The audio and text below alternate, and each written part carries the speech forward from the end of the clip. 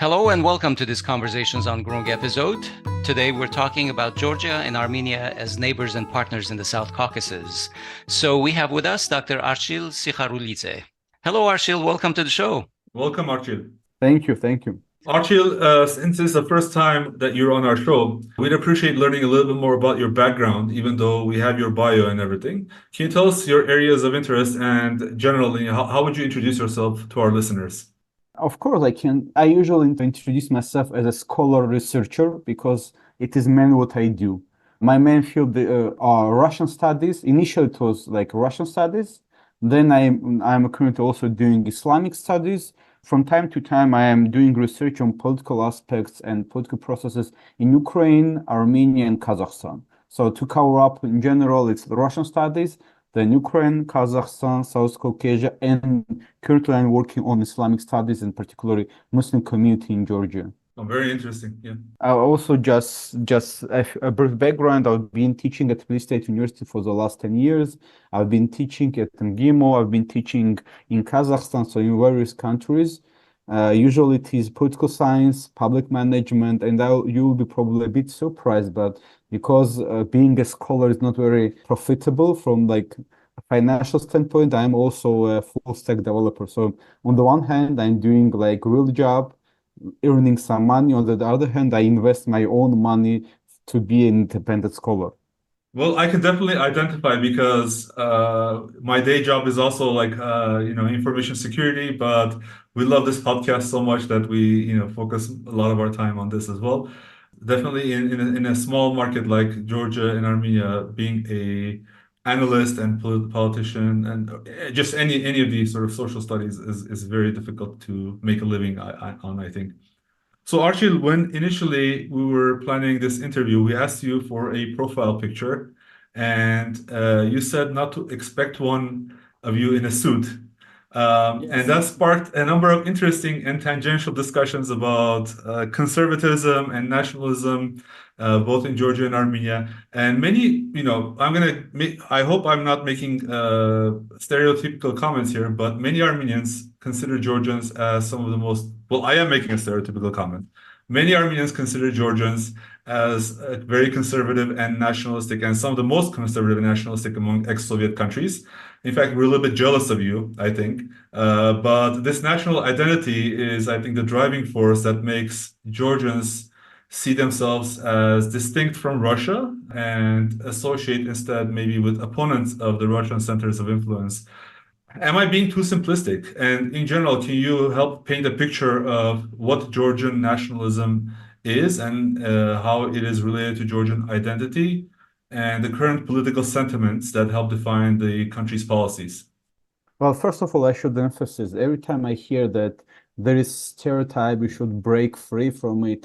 Every stereotype, once broken, new one is built. So there is no existence beyond stereotypes. So do I think that it's too exaggerated? Yes, because from my standpoint, from a person who used to live in Georgia, in North Ossetia, in Russia, I can say I've been to Armenia, to Azerbaijan, to Kazakhstan. I can say that I don't think that Georgia is more national than any of other countries. I think that when we say that Georgians are nationalists, we mean that we are cultural chauvinists. I mean, I am not, if you ask me, but you definitely can feel once you come to Georgia that there is a sense of cultural superiority. And this very different because from my experience when I was, for example, living in Moscow from 1997 to 2002, there was a deep there were deep nationalist attitudes, but they were not cultural. They were ethnic, and they turned into xenophobia, homophobia, people taking what they called the faces of a Caucasian nationality and all these approaches. This is not something that I have ever experienced in Georgia. Maybe in early 90s during the Vedgam Sahudia, when some thought that being Georgians it meant to have a pure blood. But nowadays, when you come to Georgia, of course, Georgians will hug you and say, "Come on, my brother, I will teach you what it means to be a culture, what it means to be civilization." But no one will ever say that, "Are you an ethnic Georgian? Are you an ethnic Armenian?" I mean, this is not something common, never, ever. That's we should differentiate it. Yes, Georgians are cultural chauvinists, but no, they are not ethnic chauvinists. They do not pressure you saying that you should be pure blood or something like that. And that we should differentiate because in other countries where I've been, there was a clear understanding that your ethnic belonging really, really mattered. This Right. is first thing that I wanted to say. And one more issue about the identity and nationalism. In generally, after 90s, I mean, for those who are unaware, we had two internal conflicts, and some argue that the reason behind were the nationalist attitudes in Georgia. Yes, for the first time for many years in Georgia, we had some signs of ethnic nationalism, but somewhere in the middle of 90s, as soon as people realized that this would have led to catastrophe for Georgia because it's multi-ethnic nation, this was over. And since that, I have never heard anyone ever speaking about ethnic nationalism and such issues. And I think we should mention this. Yes. Archil, modern relations between Georgia and Armenia are by and large cordial, but generally not particularly warm. For two nations that are highly intertwined and for so long in our history, why aren't Armenians and Georgians better allies and friends, nationally speaking? Well, I think, as I mentioned before we started recording, I have a few nice stories. I mean, they are not nice, but they definitely reflect reality. And I had plenty of friends, both from Yerevan directly and those who represent diaspora in Georgia. And every time I've been told by diaspora members, by my close friends here, that they've been persecuted, they've been pressured by some Georgians because of their ethnic belonging, that they are Armenians. I didn't believe, to be fair with you, because I am half Ossetian. My mom is from Khnkali. I have never been asked who I am, why my surname is, who is my mom, or who is my father. But at some point, when I had experienced 1 year ago, we had like international conference, Armenian and Georgian scholars, and I had such story just briefly. Mhm. So we've been at airport. And my Armenian colleagues, they approached to me and said, Archil John, take this food, take all this stuff. We are going to Zvartnots. We don't need this food. You will stay there and then move to Tbilisi so you have a food to eat. I said, God bless you. Of course. I mean, thank you, brothers, like colleagues. On the other hand, other Georgians were too arrogant to receive this food. So they refused. Once we've been to Zvartnots, I remember we were sitting there. I had like my bag full of food. Georgians extremely hungry, and I took this food from my bag. I gave them, and they ate this food, and they said like, "Oh, thank you, Archil, for providing us." I said, "You know, this is food from our colleagues from Armenia. The same food, the same luggage, just from my hands." I said, "I don't understand why you think that." Receiving from your colleagues and from Armenia something is not worthy of it, while from take from me is worthy. I was a bit disappointed. I can't say anything about from Armenian side because I do not represent Armenia. But as you said, I know even that from Armenian side there are also some issues. But it was very disappointing to me to see this. I think that this is deeply rooted in some historical aspects and also the way Georgians also perceive Armenians. I mean, especially for the last 20 How years. so? I can just simply explain to you, especially like let's say the modern political history. I'm not like historian. Yeah. Georgia represents itself like, and political elites in Georgia educated mainly abroad in the West. For them, the world center is either Brussels or Washington. For them, Armenia and Yerevan is something that belongs to Russian interests. So if you just ask, do you know where is Armenia? What's political culture? They are absolutely detached from the world. For them, Armenia is they call Georgia the front line of democracy, but they call Armenia backyard of Russia. Not because it is the Yes. backyard of Russia, but because if you are with Russia, it means that you are backyard and so on and so forth. This also contributes, to this approach that, okay, we are with the civilization and they are with Russia. That is interesting because I think over the last 20 years, there have been a significant number of Armenians also who have received education in Western circles. They have, worked in Western think tanks. But I guess maybe there is a qualitative difference between the sort of the amount of people. And I think that also goes back to historic problems that Georgia has had with Russia. And this is sort of related to the article you recently published. It was just a quick blog. It was published on the REAC site. Is it Russian International Affairs Council? Yes, yes. Yeah. So about the reaction of Georgians to the 2018 regime change in Armenia. And you highlighted the surprise within the Georgian political establishment at the events unfolding in Armenia, but also you talked about lack of proactive engagement with the situation. And you also said that while some elements of Georgian opposition expressed solidarity, overall there was a disconnect between the elites in Georgia and the developments in Armenia.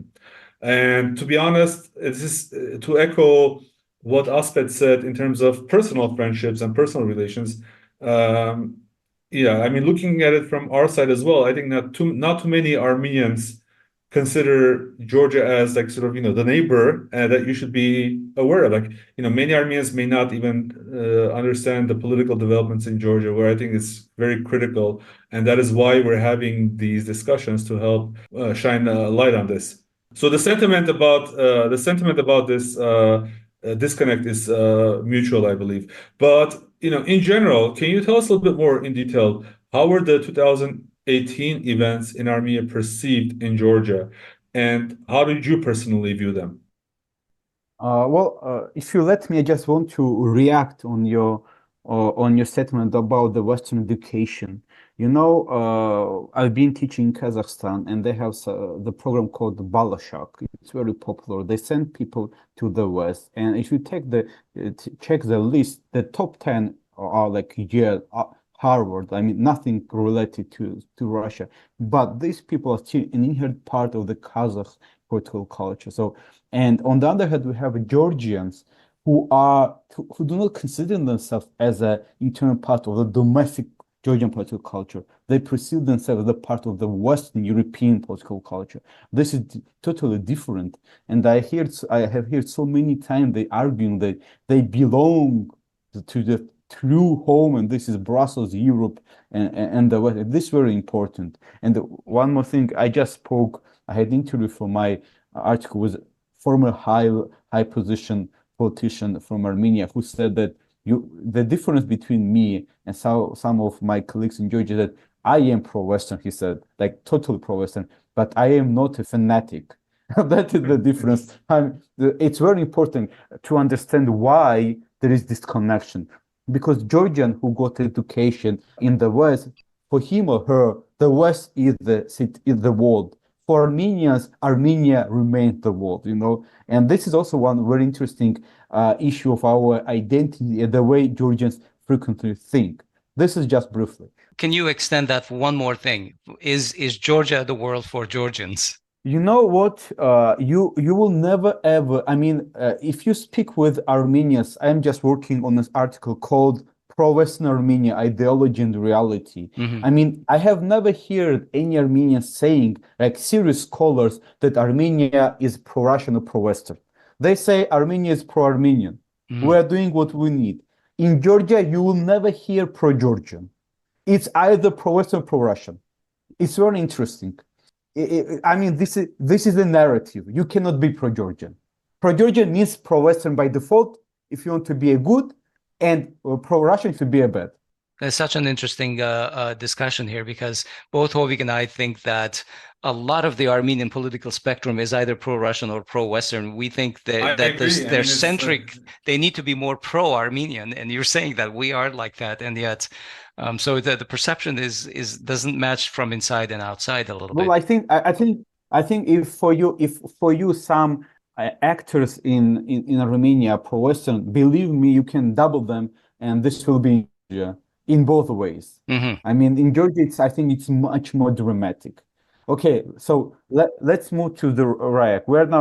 We just finished book chapter for Columbia University about this. We were comparing the Rose Revolution and what we call Velvet Revolution 2018, not the colored one. So what was the reaction? It were not actually my words.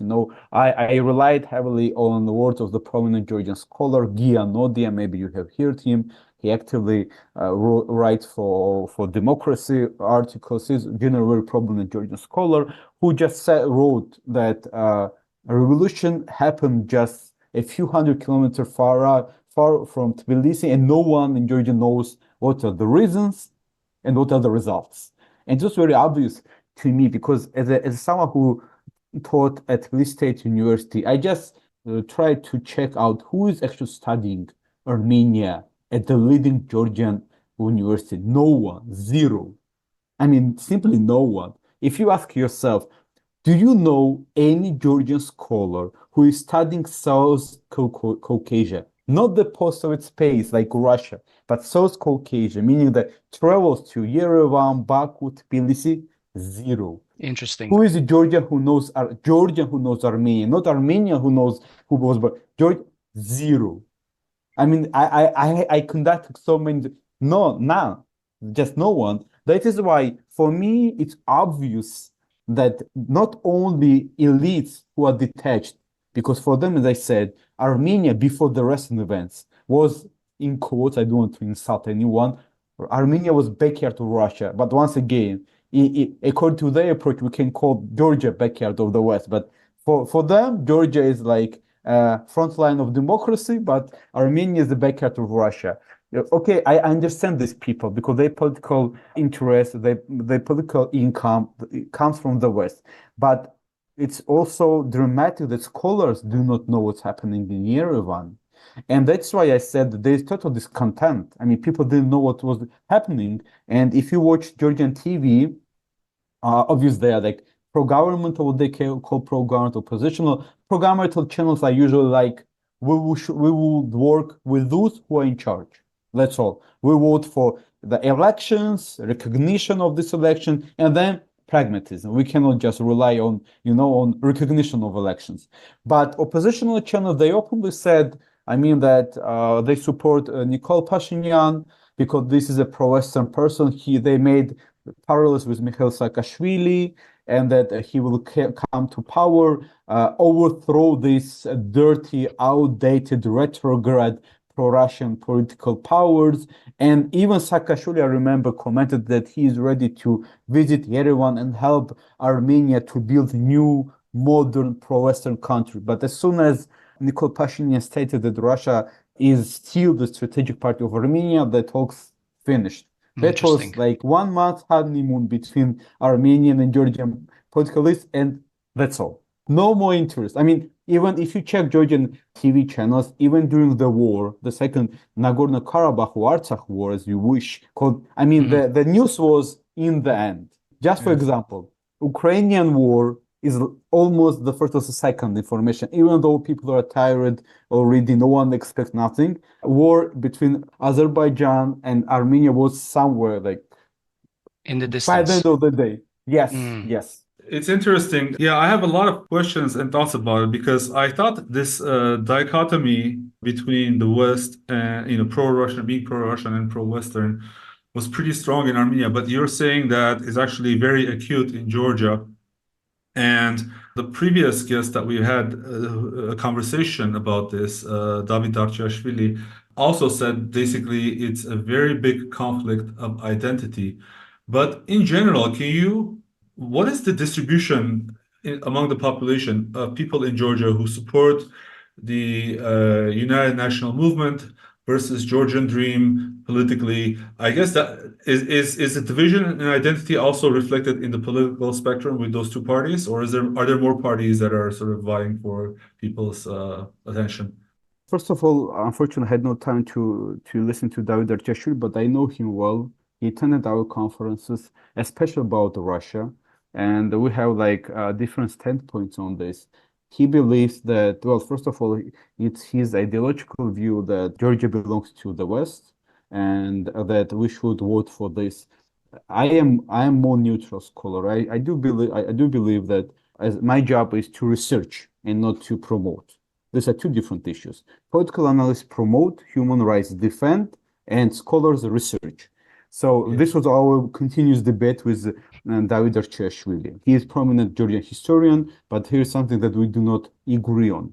Now, and also, I don't agree on separating like United National Movement like a pro-Western and Georgian Dream as non-pro-Western. I think that this is the way, the simplification that is used by some people to say that the reason why I should vote for one party is because this party is going to bring us to a better future.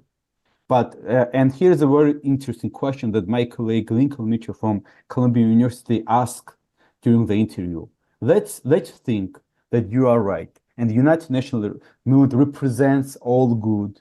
It's like the West, and Georgian Dream is pro-Russian.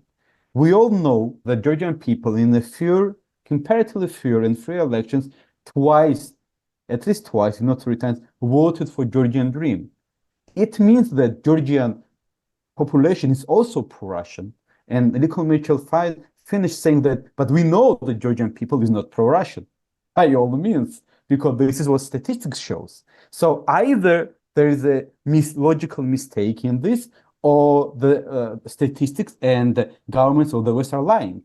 Because statistics says us that Georgian people are voting for the pro-Western orientation and future. But on the other hand, they are voting for Georgian Dream, which is pro-Russian. It's non-logical. And the problem is in this difference that was built by some Georgian scholars because of their ideological approach. So they don't like Georgian Dream, not because it represents pro-Russian power, but because its policy is not radically pro-Western. That's what I argue in my scholarly articles. So Mikhail Saakashvili, initially, he actually voted for recent policies of Russia. His first international visit was where? To Moscow. His first person with whom he spoke was Vladimir Putin. But by the end of the day, this honeymoon broke up, and then he offered us radical pro-Westernism, something that Andrei Makarchev from Tallinn University called radical pro-Americanism. So his approach was that we will totally, absolutely rely on George W. Bush administration, not asking Russia and the Western European countries what we would like to get. And he also argued that the 2008 war was the consequence of this, because there was a detachment between reality and ideology. And that is why I don't think that it's correct to say that Georgian Dream is pro-Russian. Georgian Dream said that we are for the European future, but we realize our geopolitical reality. And in this reality, neither US nor EU have really power to restrict either Turkey or Russia if something happens. And I think that this is from geopolitical theories, this absolutely, and I think that from practical standpoint, both Georgia in 2008 and Armenia in 2020, we saw this. Right. So Georgia has a relationship with Azerbaijan and Turkey, sometimes a strategic relationship. And we might talk a little bit about this later, but I wanted to ask in this context, in a sense, Pashinyan is also trying to align Armenia's relationships east-west rather than north-south. But our entire perception of Turkey is colored by the genocide of 1915. So we have a giant hang-up about that issue because it's never been recognized. So most of us think, how could we be friends with a country that doesn't even acknowledge the genocide? How is Georgia's perception of its east and west neighbors? Do you have the same coloring? Do you have the same experience? Do you bring the same kind of historical baggage? And I don't mean that negatively, because I believe, for example, for myself, that this is baggage that needs to be with us. But how do you have those relationships? And to add to that, do you believe that Georgia's current strong relationship with Turkey and Azerbaijan contributes to that lack of strong communication or strong, I guess, solidarity between Georgians and Armenians? Is another factor that contributes to that? Okay, let me start from the beginning then. I perfectly know that the issue of genocide is very painful especially for those Armenians who live in Armenia. And every time we start speaking, this is the moment when they say, but, and usually this is the over. Georgia definitely has the same baggage. I mean, positive, negative, but usually when they speak about Russia, I mean, you should, well, first of all, keep in mind, when we speak about Georgians, we should differentiate it between politically motivated people, what I call politically bemoaned in the city center and the rest of the Georgia. So political bemoaned and those people who are involved in these debates, for them, of course, they start saying how bad Russia is, like from 1783, from Georgist Treaty. They remind every single word. you know. So I mean, they give argument of their hatred to Russia from like years and years that before Soviet Union. On the other hand, you will be actually surprised, but if you go to Ajara region where there are so many Georgians whose ancestors lived under Ottoman Empire rule, they will tell you that the Russia is not enemy, Turkey is enemy. And they are really afraid of Turkey. This is not something that is highly spoken about, but if you just read a few statements by the ambassador of Turkey to Georgia, she continuously speaks about Turkophobia in Georgia.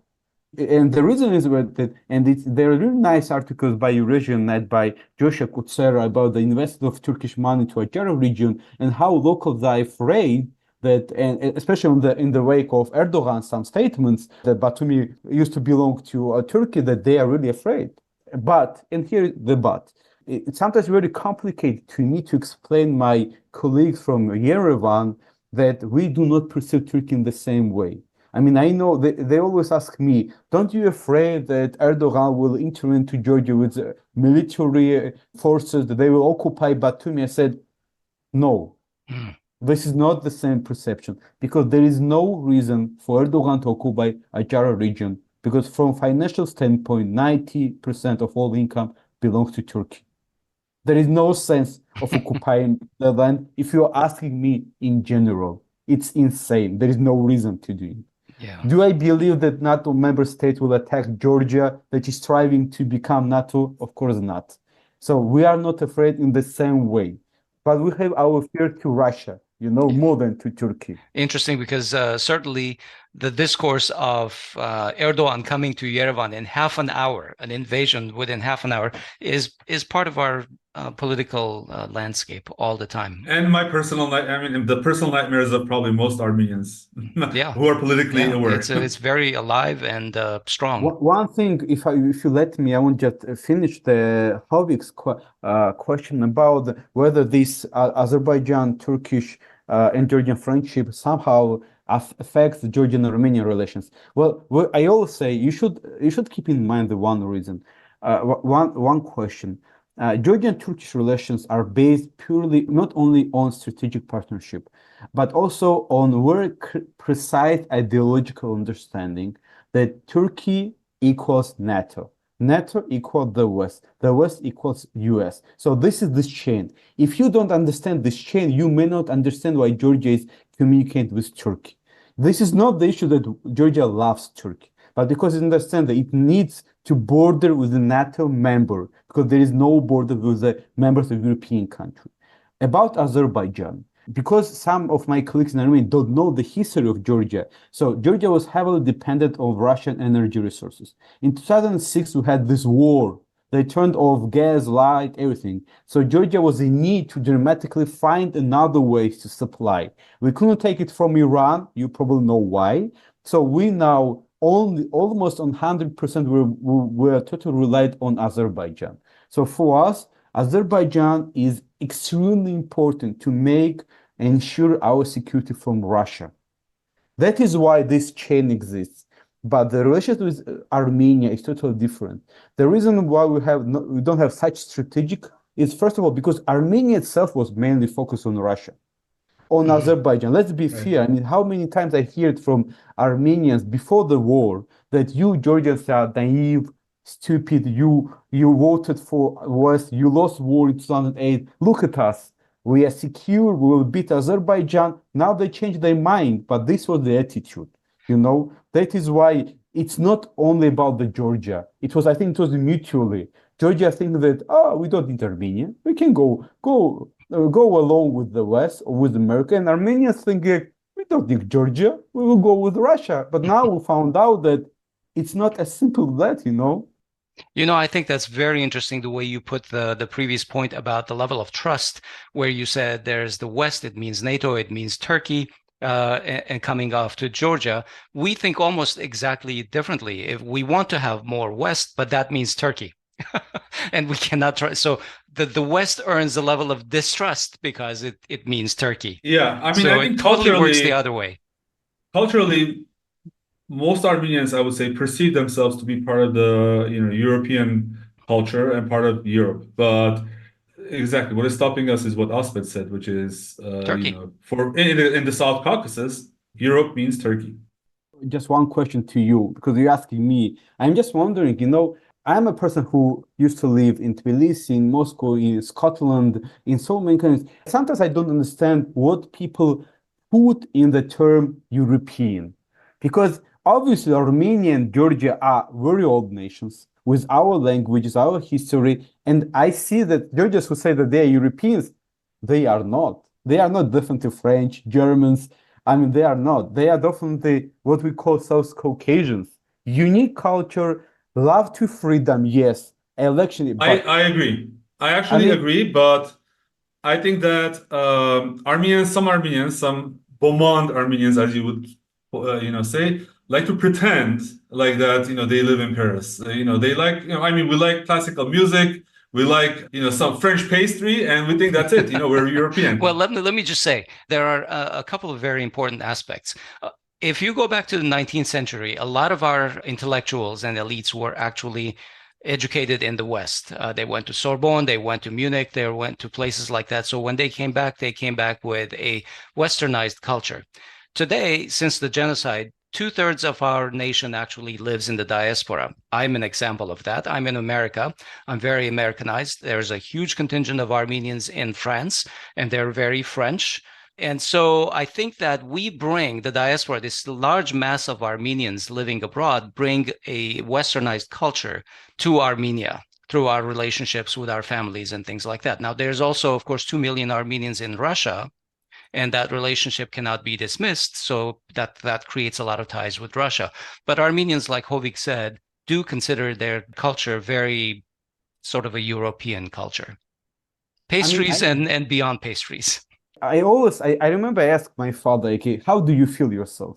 I mean, you who lived in Soviet Union independent, he said, I feel myself as a Georgian. Mm. And every time when I meet Armenians, I understand that I'm South Caucasian, first of all, because what connects me to Armenians is not European mentality, not pasta, but Khachapuri, churchkhela, all this stuff, That's why I'm saying when I frequently don't understand, because when I go to Georgia and I see this European flags, I see decoration but not content, because we speak a lot about okay, French pasta. I mean, as I really like the quote by Surkov. Once he was sanctioned, he said, "You know what? I love Beatles, but it doesn't mean that I'm pro-Western. So I can listen to Beatles at home.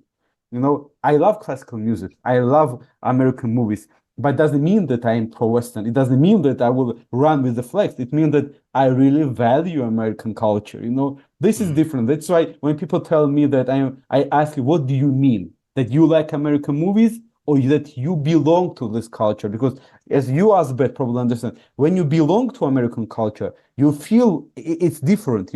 I can't say that I am European, because when I go to Brussels, I feel that I am not local. Mm. To Germany, when I go to Armenia, I'm like Savatanen, John. And I know that in Yerevan, I know some Armenian, Georgian, Russian. I know that I am very much more closer than in Slovakia and Romania and Germany, even than in especially America and Moscow. That's what I Right. mean. Well, since we're talking so much about the West, let's change topic just a little bit about the fact that on December 14, 2023, the EU accepted Georgia's application for candidate status. Yet one can imagine that Georgia's journey to EU accession is only just beginning. How complex do you think this process is going to be? What are the major requirements set by the EU? And how long do you think it's going to take for Georgia to become a full member of the EU? If you let me, I'll tell you a very short story with how I met during the interview, how I met former Minister of European and NATO integration. We had an interview. It was a few years ago, probably. And he asked me the same question. When Georgia becomes EU member, I said, well, maybe in 50 years. He was so angry. 50 years, he said. Why? In NATO, I said, probably never, because unless there is Russia, and he was so angry. I think that at this point he said that I'm not going to find a job. He's not going to hire me. But I said, and you know what really shocked me? He asked me if we should wait 50 years for EU, and we'll never become NATO members because of Russia. Why do we do all these reforms? And I was like, and I remember I looked at him, I said, because we want to live in a normal country in a normal way. So my answer about EU, I don't think that there is anyone disillusioned to think that Georgia will become EU member very soon. It's the issue of decades at least. About the NATO membership, even if tomorrow Ukraine wins, and I'm very serious about this, I'm not joking. I'm not sure what victory means in this case because, well, there are different standpoints, but Georgia's integration to NATO is not something that's going to happen very soon. And I mean, once again, decades and decades. Now about the process, just give me a chance to express a few ideas about that. I mean, before the war, Georgia was the leading country in the Eastern Partnership. And if you look at statistics, Georgia, from standpoint of democracy, is much higher than even Armenia, Moldova, and Ukraine. Much higher. If you come to Georgia, you can find everyone and people who left Armenia, Azerbaijan, Ukraine, Russia, Moldova, and they all live here. But as soon as war started, Georgia refused to join comprehensive sanctions against Russia. And this was because if we did so, Georgia would have lost significant portion of its economy. It was obvious. Since this point, EU gave the green light to Moldova and Ukraine and refused to give status to Georgia. It was 100% political decision to remind Georgian government that we should express solidarity with EU. I know this because my colleague who worked in European Parliament, he was also surprised. But the reaction was opposite. What I actually heard from my friends who really support EU, that they were insulted. They felt left alone, and they couldn't understand how Moldova and Ukraine can be more democratic than Georgia. I mean, it was absolutely insanity for them. And since this moment they refused, it was obvious that EU will grant this by all means to Georgia. Because if you have Moldova, Ukraine there, you should have Georgia. This is inevitable. I think this was a very dramatic mistake from EU. I'm not sure who was advising EU. I think that there is some misunderstanding, there are people who are advising EU about Georgia, and I don't know why, because I'm not sure what they do expect. When they tell me that there will be some uprisal against Georgian Dream because they didn't give us EU candidate status, I have just one question. Have you asked regular citizens of Georgia whether they will go and overthrow government because of this? I mean, just check statistics. The first 5 places, social condition, unemployment, peace, there is nothing with the EU candidate status. So I just always ask my colleagues who are working or European friends, who advises EU in America? I'm really interested, really, really. Ever since the Ukraine war started, both of the warring sides, the major warring sides, the West and Russia, have tried to pull the smaller countries to their sides, to pick a side and be with them. But so far, Georgia has actually managed to successfully navigate these diplomatic waters. What do you think has contributed to this diplomatic success? And also, unlike Georgia, Armenia has not been as successful. Why do you think that is? I think Well, actually, can I add a caveat? Because our previous guest did not agree with our questioning. He said that he was shocked that we would consider Georgia to be successful in navigating these waters. So do you agree with that statement that we just said? And also then go on and answer Asbed's question. I agree. I can imagine why he didn't agree. As I said, there is my really good friend of mine from European University in Russia. He said a really nice thing, that in 90s when we were children, we've been told by Western scholars that you should be unbiased, independent researcher. Nowadays, unfortunately, as you said, not only small states decided where to go, but also scholars. We can see that now precisely that all my friends who were in Armenia, in Georgia, and Germany, they all split up. So they all became the patriots, friends of someone. It seems that they've been told or they perceive that it's time to be, as they say, on the right side of history. I'm not against being on the right side of history, but I think that when you put yourself in this very small corridor, you may make mistakes in your judgment. So why the person who said that who disagreed with you? Because for this person, I am sure the only right way is to be on the right side of history, meaning that cut off all ties with Russia, join Ukraine and Russia and the West against Russian Federation. Now, is it possible generally? Yes. How it ends, I think that the government would have been overthrown by the people. Because if you cut off all ties with Russia, your economic growth will be zero. And there are no financial assistance from the West. So expecting that you will cut off all ties, sit in the corner, wait while Ukraine win for years, you will degrade and you will lose elections and your economy will be collapsed. And you will be totally dependent on the West, where the EU or US will give you some scholarship or help. So this is totally, I mean, the problem here is that I do not approach it from ideological standpoint. I mean, this is the issue. So I totally agree with you. The reason why we managed it is because this politics started from 2012. So from the beginning, as soon as Georgian Dream came, Georgian Dream said that we need peace. Georgia never had even 10 years of peace. Just check the timeline, historic timeline.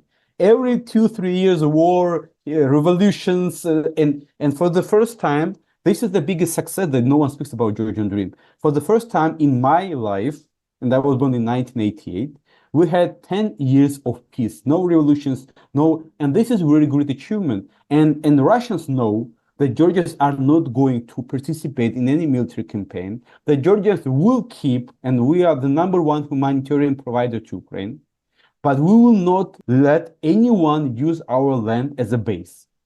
This Russians know. Mm-hmm. And the same. And I would just want to say one thing that sometimes Georgians never say. Actually, our policy before war was highly cherished. I mean, if you see the statements by Prime Minister of Austria, of Germany, they all said that Georgia has perfect balanced policy. But as soon as the war started, the main narrative changed, and now we found out that Georgia is less democratic, that we are not enough. This is something that I know lots of my friends who are actually very pro-Western, they were highly humiliated by this. Mm. And this was not very smart to do. Now about Armenia. Once again, Armenia's approach was very precise for me, very clear. I think that Armenia created, like Georgia in 2008, some illusions with regard to Russia, not because Russia could not help Armenia, but I think that they exaggerated promises given by Russia. Furthermore, I always ask my friends, what have you expected? Just tell me. I mean, okay, Azerbaijanians are coming. Turkish military commanders are helping them. This is not secret. Bayraktars flying all over the world. Artsakh, that should have spent billions on military campaign. We found out that money were lost. Military was not upgraded and developed. So the only way out was if Russians send military units, direct Russian military units to Armenia. Would you like to have quasi-war between Turkey and Russia on Armenian land? No. So what I mean, I just want to, as a software developer, as a scholar, I want to just somehow formulate what were the expectations, because we gone through the same thing in 2008, and I will remind you, when war erupted between Georgia and Russia, Saakashvili came out and he said that the West, and precisely America, didn't follow its own promises. And he reminded that George W. Bush in 2005 said that I put the red line on Caucasian mountains. No one can cross it. Georgia is under the protection of the US. And there was a direct statement that we expected American military help with forces. So I think that Armenians could have learned from Georgia a lot. But as you said, no one learns from others' experience, even though Tbilisi and Yerevan are very close. Right, it's right. We all seem to need to make our own mistakes, it looks like. If you're following the news, I think, last week, Armenian officials started making more noise about openly seeking EU membership. If in the past it was just hints, dropping a hint here and there, Now they're overtly and explicitly saying that, that is the goal for Armenia, eventually, closer relations with the EU at least, if not direct membership. And Russian officials have responded pretty bluntly. I'm not sure. I don't follow the Russian-Georgian dialogue that much, so I don't, to me, it seemed that Russians, even though Georgia, for instance, is openly moving towards the EU, is not getting any of this blunt treatment by Russia. Meanwhile, Armenia is. And am I right, essentially, in that assessment where basically Russia has accepted that Georgia will eventually join the EU and is therefore not very critical? But at the same time, Russia does not accept that Armenia should be closer to the EU and therefore is very critical. What is the difference between Russia's policy towards Georgia and Armenia? I think, first of all, this approach is long-lasting. I have heard so many times from Russia that Georgia is lost. That's all. That's usually the comment. Even if you attend conferences there, they speak about South Caucasus. You can see the Armenians, Azerbaijans, the Russians, even Chinese, but no Georgians. So I started frequently surprised. We are still in South Caucasus, but moderators said that, well, Georgia is lost. I think this is pretty mistake because I don't think that Georgia is lost. I don't think that Georgia can become member of the Western world in the way it is usually perceived. We are not Switzerland. We are not Cyprus. We are not Greece, So we have no border with EU. So even if we become EU member, we are pretty distance from EU, unless the Turkey become the member of EU. So we should just keep in mind this. But definitely, I don't think that Russia has occupied Armenian territories. Russia has no 2 military bases in Armenia forcefully. So this is the difference. The relations with Georgia is, first of all, let's speak that the deterioration of Georgian Russian relations started in 2004. They continued for 4 years. 4 years. Georgia demanded from Russia to move on all military bases, and they did it. And it all was finalized by 2008 war when Russia occupied 2 significant parts of Georgian strategically important parts of Georgia. They recognize them as the states, and they have pretty big military bases. So at any point, they can use Abkhazia as a Black Sea port, and they can use Khnkali to cut half Georgia. Strategically, they possess Georgia totally. That's why they're so much afraid that if something happens, Russians can take Tbilisi in 1 hour. I don't think that there is any other thoughts among Georgian militaries, and I know this. Okay. Now, take a look on Armenia. There is no threat from Russian side of occupying Armenian lands. This is nonsense. The only threat that Armenia has, if this happens, it's Aliyev arguing that Armenia and Yerevan is a former, capital of Azerbaijan and so on and so forth. So I don't think that there is any serious threat from Russia, but not only Russian officials. I think that there were pretty interesting conferences in Yerevan where leading Russian scholars said directly, I quote, Russia will not tolerate Armenia's attempt to bring here anyone except regional powers. Who are the regional powers? This is the so-called 3+3 format. This is Iran, Turkey, Russia, Azerbaijan, Armenia, and Georgia. Mm-hmm. And this is pretty precise. So Armenia can talk a lot. I call on Canada to come here. Of course, I can see this. And that's what I hear. As I said, I am conducting interviews from high-level senior officials and scholars who said that this is mainly narrative.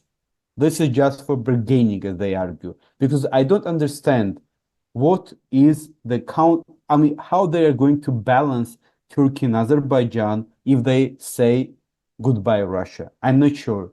There is no theory of geopolitical international that can explain, okay, Russia leaves, Gyumri military base is left, and what's next? Right. Okay, what? I'm not sure. I think that's really important. Where is the ideology? Once again, where is the reality and where is ideology? Like in this old Soviet movie, that our wishes were set to the real life. This is the problem. Politicians sometimes do not understand what they can actually implement and what they can't. Well, I think it's really important to hear that from a Georgian analyst, because when we hear it from an Armenian analyst, they're usually called tools of Putin or Russian tools and something like that. Yeah. Archil, just very quickly, because we are running out of time, but I have to ask this. Russia essentially went to war in order to prevent NATO coming to its borders. So, and you said that Russia has considered Georgia lost. But do you believe that Russia has a red line in terms of Georgia, for instance, eventually joining NATO? Or do you think that, essentially they will allow that to happen in the future as well? I mean, in that context, one of the reasons for the war in Ukraine is that Russia insisted on a neutral Ukraine on its border. Would it not be the same for Georgia? Well, first of all, I should make some note here. There are scholars in the West, in some in Russia, who say that the Ukraine-Russia war started not because of NATO, because of Putin's imperialistic ideas. Well, I've been studying Russia for years, and about the possibility of war in case of NATO expansion, there were talks from 1992, even from George Kennan, from Senior Bush, and I do share the standpoint that the last opportunity, the last chance for NATO extension was in 2008. Bucharest Summit. This was the over. Since that, it was very clear, and even Mikhail Gorbachev, then Boris Yeltsin, the former president, and even Putin, even if you read the books of prominent American scholars like Robert Legwell, just read what he writes about NATO. He said that NATO is perceived by Russians as a national humiliation, as a threat to its existence and identity. So to me, it is obvious. Now, to respond on your question, I think that the issue of NATO expansion, unless there is Russia, and not only Putin, this is a big mistake thinking that it's about Putin. It's about the perception, widely accepted perception, that NATO is only against Russia. No friendship is possible between NATO and Russia. So unless there is Russia, no NATO expansion. That's all. For me, it's very clear. And the Russians said it very clearly that there are a few states that are absolutely red line. Belarus, Ukraine, Georgia, Central Asia. If you decide to somehow touch these countries, we will react. And not like sending proclamations and advertisements. No, we will send military units. And from Ukrainian experience, you understand that Russian government, as well as I would argue that the majority of Russian society are ready to defend their national interest, what they perceive national interest, even sacrificing people on the battlefield. All right, let's go on to our final topic. On January 26, Pashinyan was in Tbilisi and met with Georgian Prime Minister Irakli Garibashvili. A strategic partnership agreement was signed between the two countries that encompasses nearly a dozen spheres, excluding defense. But even after a month, very little is known about the contents of this agreement. Now, pretty much all Armenians place a very high value on improving relations with Georgia, but many of us really want to know what the real benefits of the deal will provide. Additionally, different analysts have differing interpretations of this development. Some claim that this is a step in the direction of pulling Armenia more towards the West, while others say that this move will benefit the Iran-Armenia Georgia geopolitical axis and economic north-south corridor, strengthening relations with Iran. It's very interesting. First of all, let's ask first, why isn't there more information about the content of this strategic partnership? Well, because I don't think that in Georgia anyone actually tracked this. I think that in Georgia we are so get used to that the most important is Russia, Ukraine, and the West, that people don't even hear what's happening on the Romanian side. As I said, I think that it was a mutual mistake because we distanced ourselves because of our strategic allies. We built some hidden wall that we don't see, but we feel it when we communicate, And I think that is why, if you ask any Georgian political analyst who are not deeply dived to this issue, he will say that that they never heard of it or they don't know what is the content. You said that there is no mention of the defense. It's very easily explained because for Georgian political elites, Armenia is a strategic partner with Russia. Unless this is solved, and military units bases are still on the ground in Armenia, it's impossible for Georgian political elites to move on, because this is another dichotomy. You are either with the West, it means that you're against Russia, or you're with the Russia against the West. There is no balanced approach among political elites here. And one more, you said that some argue that this will make Armenia closer to the West, or that there will be Iran, Armenia, and Georgia. I have just one question. Do these analysts know the statements made by U.S. officials about Georgian Iranian cooperation? I think it's obvious. I mean, if our friends in U.S. Find out that we are cooperating with Iran openly and building some corridors, I don't think they will be really thankful for that. So I don't think that this is. I mean, I have serious doubts about that. And this I will end my speech here. When I told you that I'm writing the article called "Possibility of Pro-Western Armenia," and I have a hypothesis. I do argue that Armenia can become pro-Western only in three scenarios. The first one, and this was actually officially said by EU officials, if Armenia starts friendship with Turkey. A high official of EU said that the West in the South Caucasus means Turkey, and we all understand this. But I said that this is impossible. I don't think that even if tomorrow Turkey says that we recognize genocide, the issue will be solved, because there are decades of working necessary. The second possibility is Georgia. In this fits your scenario. If Georgia-Russian relations will be strengthened, then of course there will be no bases and stuff, but the influence from Georgian can steadily flee to Yerevan, and you can feel this. It will be possible, but it also means that Georgia itself must have access to something, and this is now decided on the battlefield in Ukraine. Georgia cannot be the part of the West, having Erdogan, Ukraine in war. I mean, there must be some corridor, Right. So this is also a serious issue. And the last one, I said, if Russia collapses, as soon as I don't believe that any of this is gonna happen, I think that for the last few decades, Armenia will, like Georgia, try to diversify, meaning that strategic line will be on Russia, but more grounded one. No expectations of Moscow sending nuclear nukes to Azerbaijan and engaging war with Turkey. Right.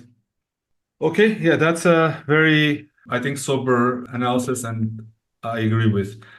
So let me ask our final question, and I'll try to make this short, because during the 44-day war, or the 2020 war, Georgia actually blocked military supplies from Russia to Armenia. And as you may know, Armenia is now trying to procure weapons from France. There was this shipment of French Bastion APCs that was in the news, and there was also news that it was initially held up in Georgia until until Macron called Gharibashvili. So my question is, I mean, I don't want to go into details about that, but my question is, if there is a war, because right now it seems like at least some of the weapons are coming through, but if there is a war, do you doubt that Georgia would follow the warnings from Turkey and Azerbaijan and essentially block all shipments, French shipments, and any Western shipments through its territory of weapons? I think that we should not exaggerate the influence of Azerbaijan and Turkey in Georgia. I can give you briefly one example. You know Fethullah Gulen, whose schools were, he had some schools here in Tbilisi. And one of his, I think the school director was detained. And Erdogan was very happy, and like ambassador, and saying, thank you, Georgian friends. Next day, official came from Brussels and told directly that you should keep in mind who is your main strategic partner. And he was freed next day. So we shouldn't exaggerate the influence, I mean, of Turkey and Azerbaijan on Georgia. The problem with Russia, I perfectly know. What Armenians do not understand is that we have war with Russia, and we have no diplomatic relations. So it is the same if I have war with for example, Russia, and we are telling Armenia to bring our military from America, knowing that Russia will then tell Armenia that this is wrong. This is not something Georgia expects from Armenia. We understand the complications. So expecting from Georgia to let Russia, our number one enemy, to use our territory to provide weapon to our, I mean, this is very questionable, you know. On the But other you know hand, what? Right, Armenia received its first batch of Iskander ballistic missile systems right after the 2008 war. So that's yes, also this is another topic we can talk. This is paradox because after 2008 war, we just found out the the former Minister of Culture was writing to Moscow saying that we should restore Georgian-Russian relations. I mean, there are so many very interesting things that are hidden, but generally, the new government logic is very simple. I mean, France is France, Russia is Russia.